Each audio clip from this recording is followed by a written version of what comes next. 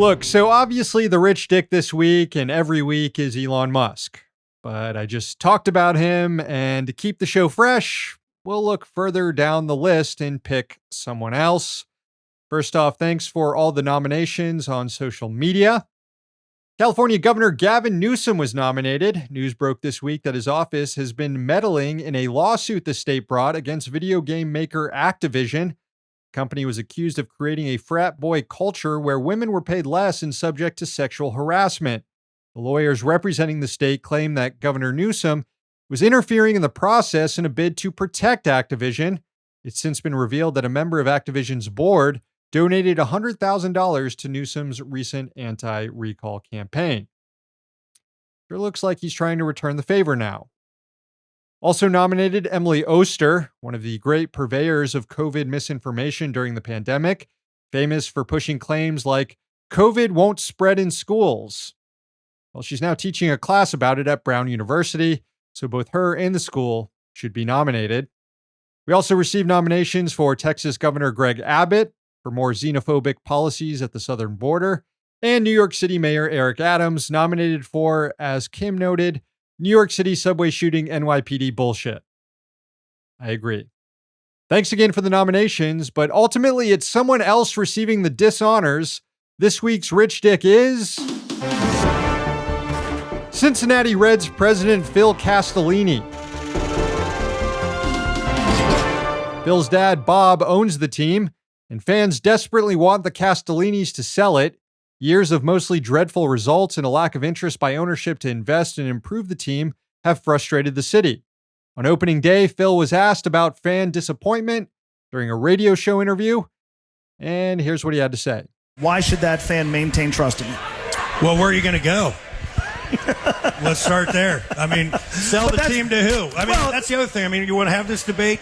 You know, if you want to look at what would you do with this team to have it be more profitable, make more money, compete more in the current economic system that this game exists, it would be to pick it up and move it somewhere else. Yeah. And so be careful what you ask for. Hey, we're the only show in town, so you're going to learn to like the slop we're putting on the field each season. And if you keep complaining, we'll take the team somewhere else. Just totally mask off. Normally, capitalists are more disciplined in their messaging. The most revealing part of Castellini's answer wasn't him telling the fans to deal with it or threatening to move the team. It was actually how he interpreted fans' frustrations. He says, quote, "What would you do with this team to have it be more profitable, make more money, compete more?" Well, aside from competing more, fans really don't give a shit about how profitable the team is or how much money the Castellinis make. They're already rich, and the team just needs to be sustainable.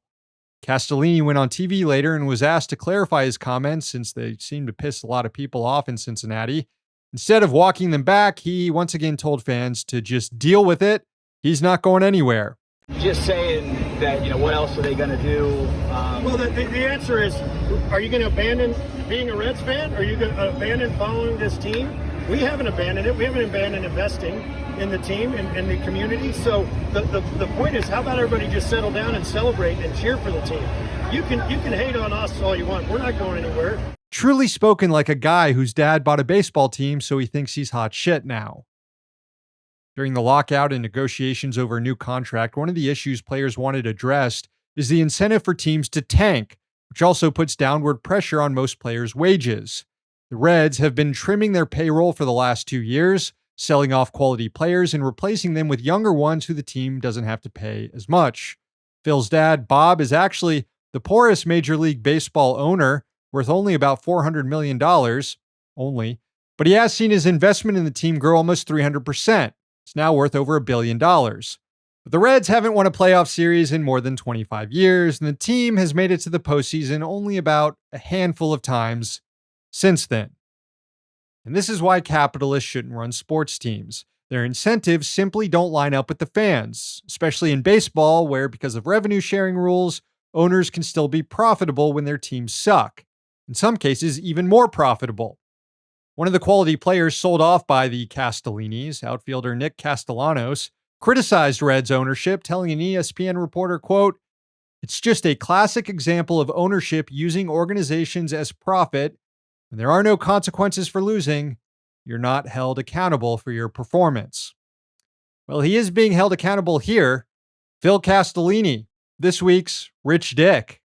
Hey, thanks for watching. Hit the subscribe button so you don't miss any of our new videos. Also, if you want to see Means Morning News in its complete form, not just the clips we post here, head on over to Means TV and get access to all our new episodes and our entire backlog, plus tons of other great movies and original TV shows.